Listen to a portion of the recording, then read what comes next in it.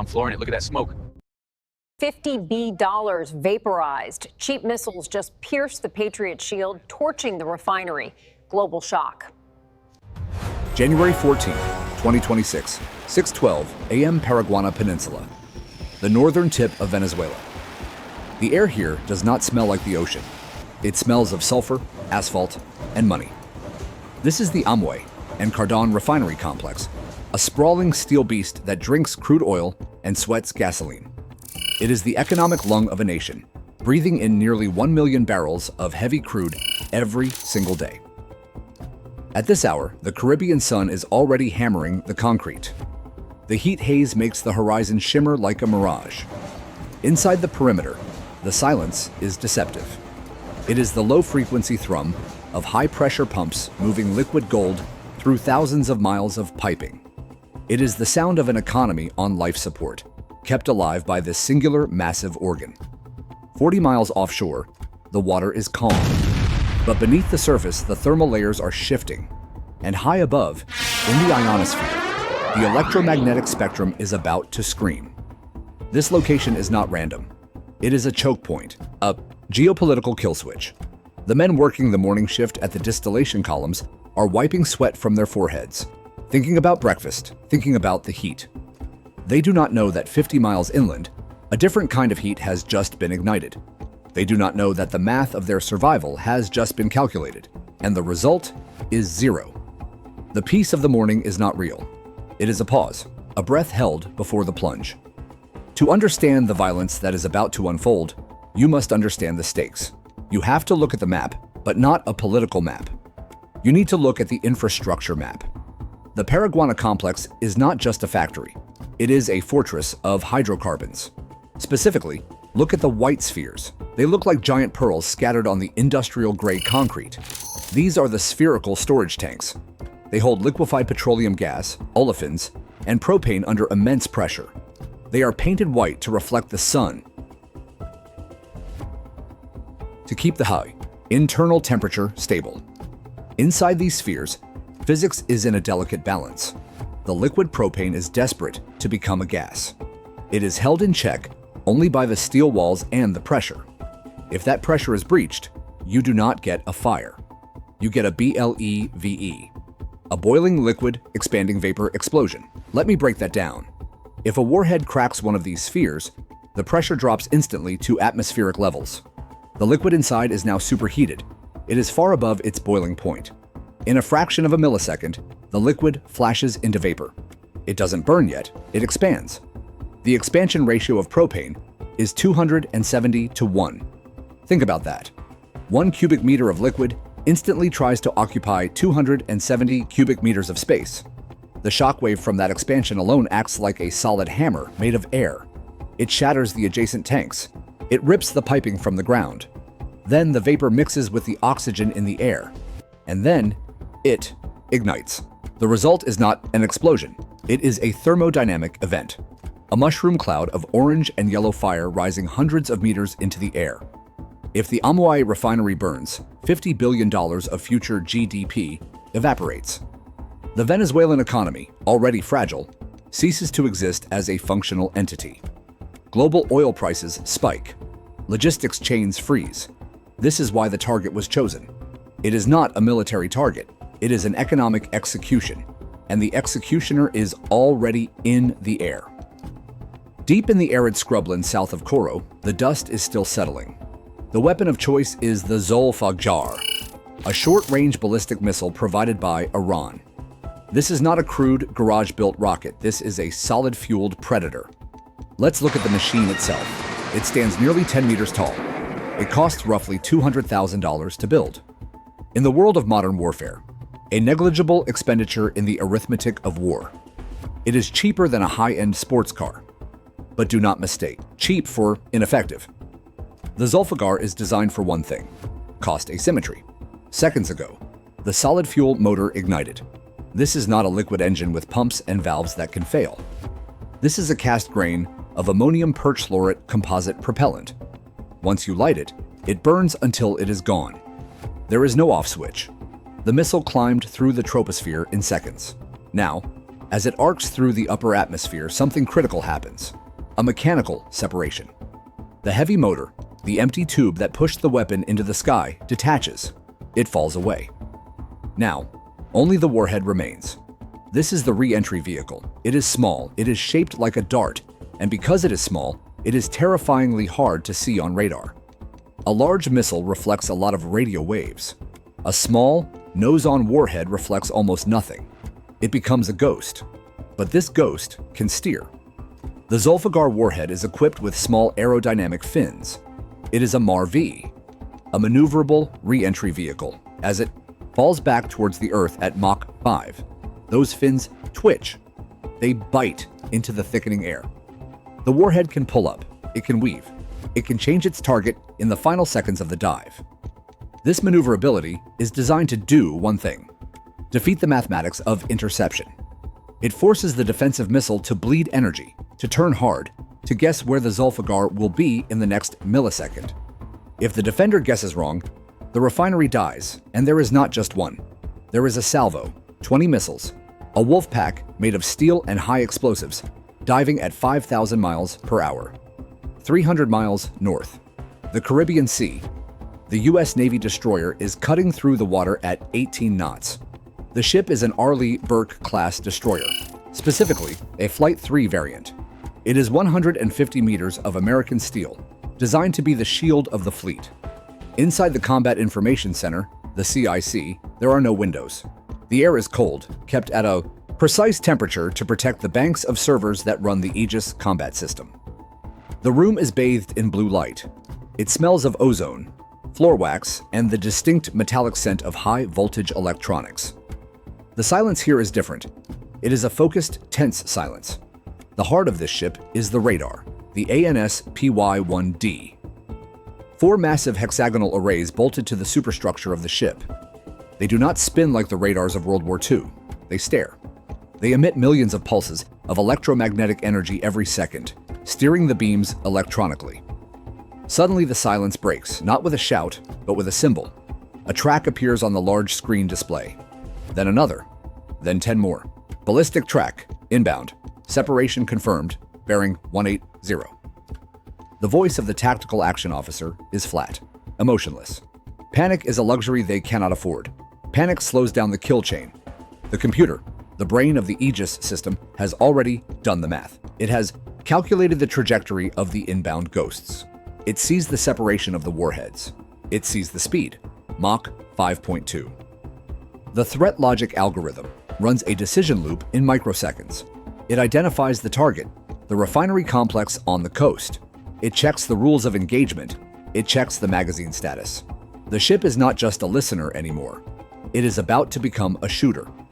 But the primary defense for the refinery is not on the ship. It is on the ground, integrated into the ship's data network. The Patriot batteries ashore have woken up. Let's pause the clock. We need to understand the physics of this collision. We are witnessing a contest between 2 very different philosophies of war. On one side, we have the aggressor, the Zolfaghar, cheap, mass-produced, dumb but fast.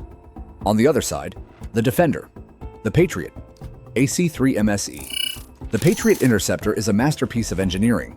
It costs nearly $5 million per missile. Think about that ratio. The attacker spends $200,000. The defender spends $5 million. That is a cost ratio of 25 to 1. If the attacker fires 10 missiles, they spend $2 million. To stop them, the defender must fire 20 interceptors. Standard doctrine is shoot, shoot, look. 2 interceptors for every incoming threat to ensure a kill. That costs the defender $100 million. The attacker can keep this up all day. The defender will go bankrupt. This is the definition of asymmetric warfare. But the cost is not the only problem. The physics are the real nightmare. The Patriot PAC-3 does not have an explosive warhead. It does not fly close to the target and detonate like a shotgun. That is old technology. The PAC-3 is a hit-to-kill weapon. It is a kinetic bullet. It is designed to physically collide with the incoming warhead. Imagine trying to shoot a bullet out of the air with another bullet. Now, Imagine both bullets are moving at 4 times the speed of sound, and imagine the enemy bullet can swerve. The kinetic energy involved is massive. The formula is 1/2 mass times velocity squared. When the Patriot hits the Zolfaghar, the closing speed is nearly Mach 9. The energy release is equivalent to detonating a pile of TNT, but it comes purely from the speed of the impact. If it hits, the Zolfaghar is vaporized. The warhead undergoes instantaneous kinetic sublimation in the upper atmosphere, but if it misses, if the Zolfaghar's fins twitch at the last second and the Patriot flies past by just 1 meter, there is no second chance. The Zolfaghar will cross the remaining distance to the ground in less than 10 seconds. The radar systems, the ANMPQ-65, can track 100 targets, but they can only guide a limited number of interceptors at once. This is the saturation point. The 20 incoming missiles are timed to arrive within seconds of each other. They are trying to choke the system, to fill the buffer, to overwhelm the computer's ability to assign an interceptor to every threat. It is a game of numbers, and right now, the numbers are favoring the cheap, dumb rockets falling from the stratosphere. On the ground, the math finally breaks. The Patriot battery commander is staring at a screen that is drowning in red symbols. The radar, the ANMPQ-65, is doing its job perfectly. It sees everything. It tracks the debris. It tracks the spent rocket motors. It tracks the incoming warheads. But the launcher is mechanical. It has limits. The battery fires. Whoosh, whoosh, whoosh. The interceptors scream off the rails, accelerating to Mach 4 in seconds. White smoke trails stitch the sky like a chaotic spiderweb. In the upper atmosphere, the collisions begin. Impact. A flash of white light. A kinetic energy hit vaporizes a Zolfaghar warhead. The debris rains down like metallic hail. Impact. Another one. Impact. Another one. But the salvo was designed for this. It was designed to accept losses. It is a swarm. You can kill 5. You can kill 10. You can kill 18. But you cannot kill them all. Number 19 comes in high. The Patriot interceptor rises to meet it. The Zolfaghar's onboard computer senses the threat. The fins snap. The warhead pulls a high G barrel roll. The Patriot, moving at 4,000 miles per hour, cannot turn tight enough. It overshoots. The interceptor self-destructs safely, but the Zolfaghar is now through the gate. It is a leaker. It enters the terminal dive. The target is locked. Sphere number 4. The White Pearl. The refinery workers on the ground hear the sonic boom first. A crack that splits the sky. They look up. They see a streak of black metal moving too fast for the human brain to process. There is no time to run. There is no time to pray. Physics takes the wheel. The warhead strikes the curved steel surface of the sphere. It does not glance off. The fuse delay is set for 3 milliseconds. It punches through the outer shell. Inside, the liquid propane is pressurized to 200 psi. Detonation. The warhead explodes, but the high explosive is not the main event. It is just the match. The sphere ruptures. Instantly, 500,000 gallons of liquid propane are exposed to atmospheric pressure. The liquid is superheated. It has nowhere to go. It flashes to vapor, all of it, at once. The expansion is violent. The liquid expands 270 times its volume in the blink of an eye. The shockwave is visible. A sphere of distorted air ripping outward at the speed of sound. It hits the adjacent tanks. They buckle like soda cans. It hits the control building. The glass liquefies. The concrete walls shear. Then, the friction ignites the vapor cloud. A fireball 1,000 feet wide erupts from the ground. It is brighter than the sun. The heat radiation is so intense that paint on cars a mile away blisters instantly. The sound arrives seconds later.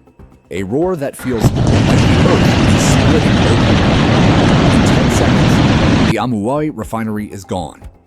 The economic heart of the nation has stopped beating. $50 billion of infrastructure is now twisted, burning scrap metal. But the war is not over. The response has already been authorized. The Arleigh Burke destroyer turns into the wind. The command has come down from the highest level, retaliation. But this will not be a saturation attack. This will be surgery. The weapon is the Tomahawk Block Five. the newest evolution of the cruise missile. On the foredeck, the vertical launch hatches snap open. Clank, clank, clank, launch. Booster ignites with a deafening crackling. It is not a smooth sound. It is violent, tearing the air apart.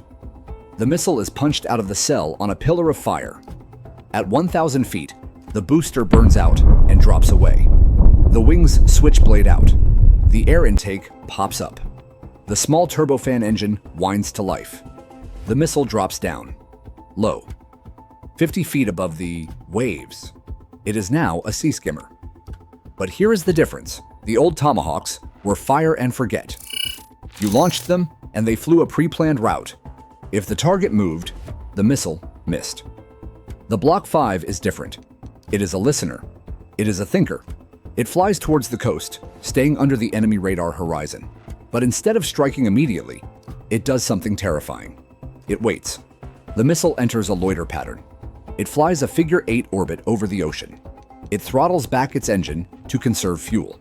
It becomes a vulture, circling, waiting for the prey to break cover. This is the fire and update capability. Back on the ship, a drone has spotted the mobile launchers that fired the Zolfaghars. They are trying to shoot and scoot, racing back to their hide sites in the jungle.